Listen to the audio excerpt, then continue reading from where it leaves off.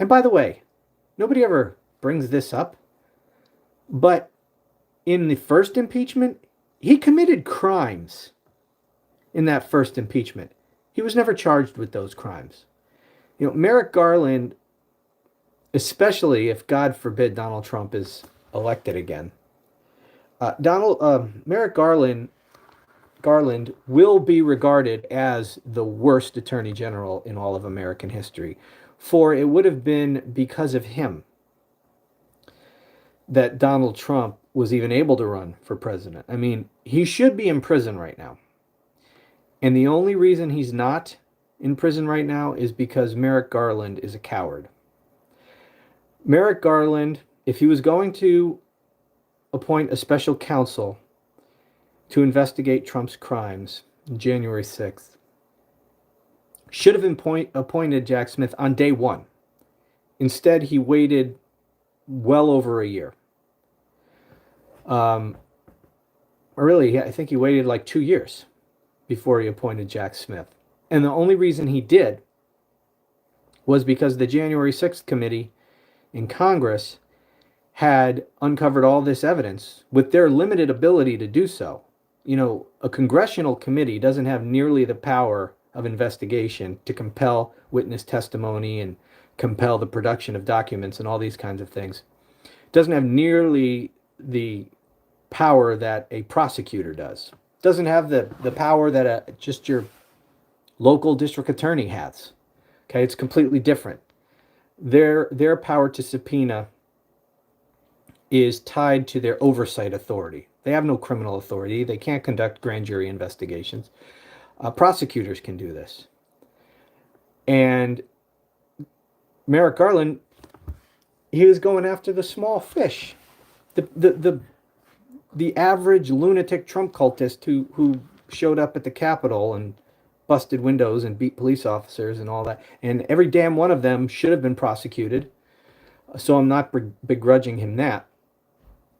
However, to go after those people, but not go after the people who organized those people, who solicited those people, called them forth to the Capitol, incited them to violence, made sure that they were not disarmed. Remember, the Secret Service was told by Donald Trump to take down the magnetometers because Donald Trump did not want them disarmed.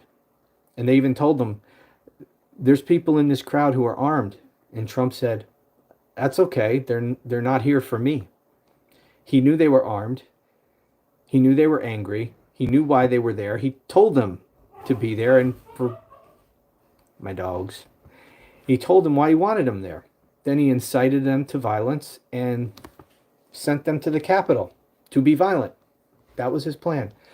To go after the pawns in that who were directed to the Capitol because they're fucking stupid and criminal, but largely because they're morons. I mean, if these were smart people, they couldn't have been manipulated in this way, but they're clearly not. These are some of the dumbest people in human history, these Trump cultists. So they were manipulated, incited, sent to the Capitol to do exactly what they did. For Merrick Garland to go after those idiots, as he should have, and not to go after the people, Donald Trump and his co-conspirators, who intentionally brought them there for that explicit purpose. That was Merrick Garland. He didn't go after Trump. And the only reason he did, the only reason he finally was forced to appoint a special counsel is because the January 6th committee uncovered a bunch of evidence, like I said, with their limited ability to do so. The Justice Department had far more ability to compel evidence and get documents and all this kind of stuff, compel testimony. So the January 6th committee uncovered all this stuff. They presented it in public hearings, much of it. And the reporting at the time was that prosecutors at the DOJ were caught completely off guard. They didn't know anything about a lot of this evidence. Like when Cassidy Hutchinson's bombshell testimony came out, they didn't know anything about what she had to say.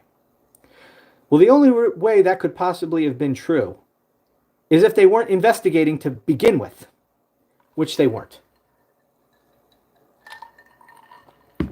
And it was only after public pressure from the revelations of the hearings, it was only then that Merrick Garland appointed a special counsel. 2 years later than he should have. And all these delays that have come up, including the Supreme Court intervening explicitly on behalf of Donald Trump to both give him some degree of immunity and to delay the proceedings as long as possible to try to help him get reelected and then quash all these cases against him. All of those delays, imagine if we were 2 years further along in the process. If Jack Smith were appointed on day one, everything would have happened 2 years earlier. So this Supreme Court case that just happened this summer, that would have happened 2 summers ago. And the case, which is now back in the trial court with Judge Chutkan, that would have been back in the trial court with Judge Chutkan 2 years ago. And if that had been back in the trial court after the Supreme Court intervention 2 years ago, Donald Trump would have already had his trial. Probably a year ago. And he would have been likely convicted. And he would have been likely imprisoned. And I think, and I know a lot of people think, well, yeah, but he would have been, he would have been appealing in and he'd be out. Number one, appeals in criminal trials go much quicker than appeals in civil trials, generally speaking. And two, there's no damn guarantee that he would have been out on an appeal bond. Because I am absolutely convinced, if convicted on these charges in Judge Chutkan's court, he's going to prison. He's getting a prison sentence, for sure. Probably 10 years or more. Certainly more than 5 years. I can't imagine really that he'd get less than 10 years in prison. And then it's up to the judge whether or not to give him an appeal bond and allow him to be out on conditions of release pending resolution of his appeal. He's not entitled to that. The judge would have to agree to let him out. And think about all these people. I mean, you see it. You ever watch these 2020 shows and stuff like that? When they cover these criminal cases? And at the end, they say, oh, this person was sentenced to 50 years to life in prison, and they're currently appealing their conviction, and they're currently in prison. All right, so that's a person. It happens all the time. And not even just murder. I know, you're probably thinking, oh, yeah, those are murder cases. Yeah, because 2020, they cover murder cases most of the time. But it's not just murder cases. Other serious cases where they're sentenced to prison and they're appealing, their ass is in jail. They're not out because their case is on appeal. When the case is serious, the judges often deny appeal bonds and say, no, you can appeal all you want, but you're going to do it from prison. You're going to start serving this sentence. And if the appellate court lets you out, then the appellate court lets you out. But you can appeal from prison. That happens all the time. Especially in felony cases, most people start serving their prison sentence and then they appeal from prison. So there's no guarantee that Donald Trump would have been given an appeal bond. And as I believe, if he's convicted, think about what he would have been convicted for. Crimes against the country in which he tried to overturn an election and incited a violent mob to attack the Capitol. That man is a danger to the public. And he would have been convicted of those crimes. There's no way, in my opinion, look, there's no way in hell that anyone else who did that would be out on conditions of release pending their appeal. They'd be imprisoned immediately upon sentence. The judge, he'd be there for sentencing, the judge, and I give you 20 years in prison, and, marshals take him away. And he'd start serving his prison sentence immediately if he were anyone else. And I do not believe that Judge Chutkin would treat him any differently just because he's a former president. And so if he's convicted, I think he's going to prison, and he can appeal all he wants. He'll be in prison while he's doing it. And that's where he would have been right now if Merrick Garland weren't a pussy. Sorry, that's what he is. He's a coward of the highest order. This whole thing should be 2 years further along, and that means Donald Trump would be in prison right now.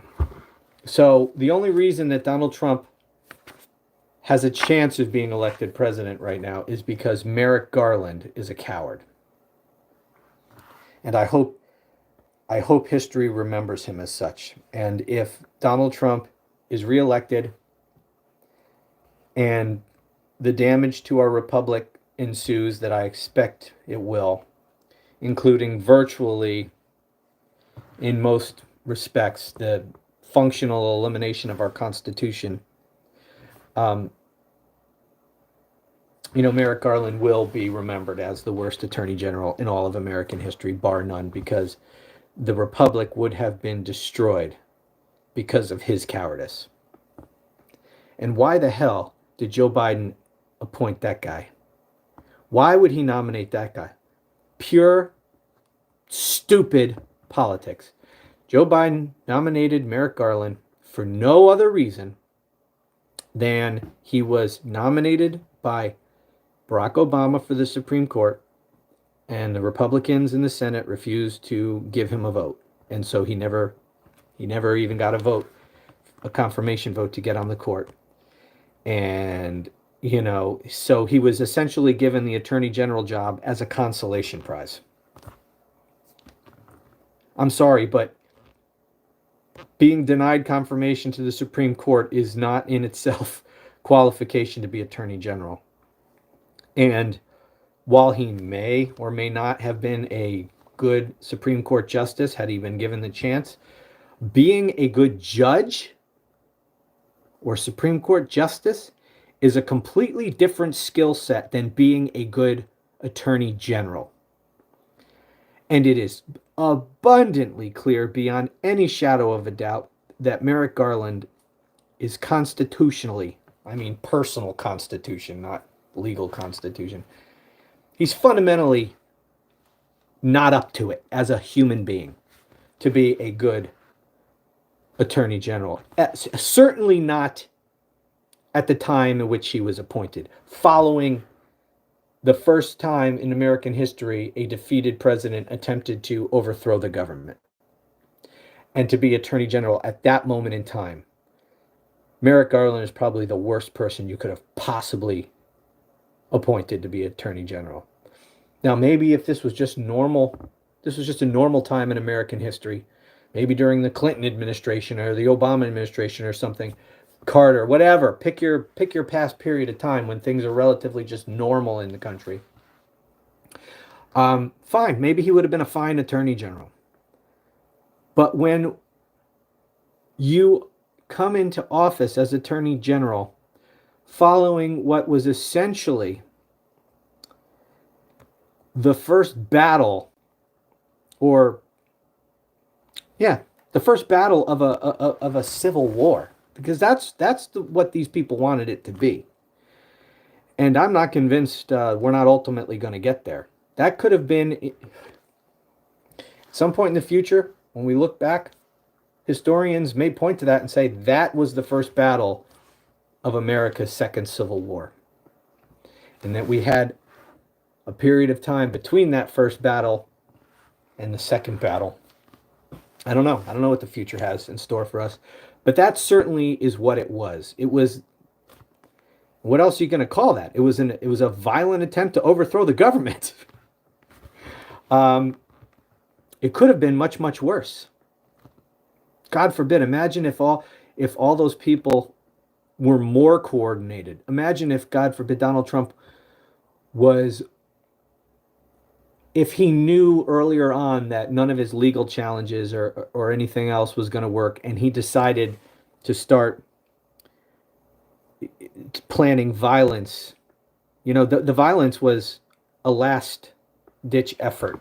And I don't think there was too much planning for a very long period of time going into that. What if he had started planning the violence much, much earlier? What if it was much more coordinated? And those thousands of people that stormed the Capitol, what if they were all armed?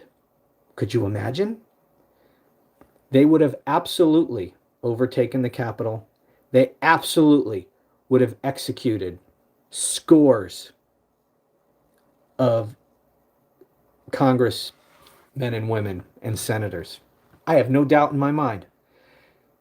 Can you just imagine? I mean, just let your, I don't want to, I don't need to paint the picture for you. You can do it yourself. Just imagine if thousands of people, thousands of those Trump cultists were in fact armed, what they could have done.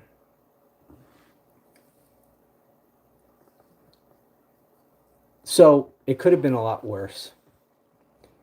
And if Donald Trump had more planning, if he wasn't so incompetent, I mean, he was evil enough, that's for sure. But he was spent most of his time just throwing a fit, and he didn't come to the let's incite a violent insurrection. That was sort of at the end when everything else failed. What if he had started planning and not that at the beginning? Man, it could have been so much worse. So that's what they were trying to do. They were trying to overthrow the government. That's a coup. They did it violently. That's an insurrection.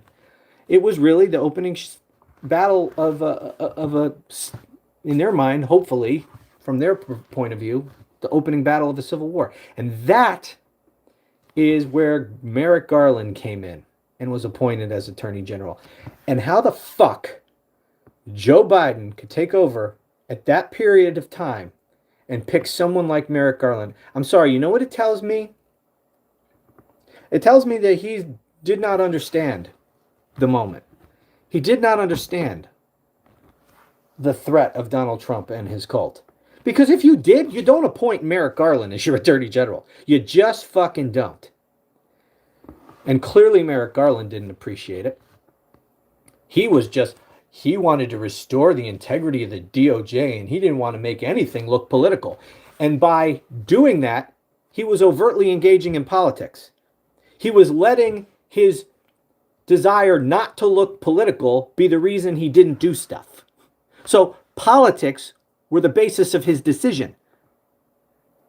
So trying to avoid politics was in itself political. So he was trying not to be political, but was being as overtly political as any attorney general in history. And he did it to the benefit of Donald Trump and to the detriment of the country.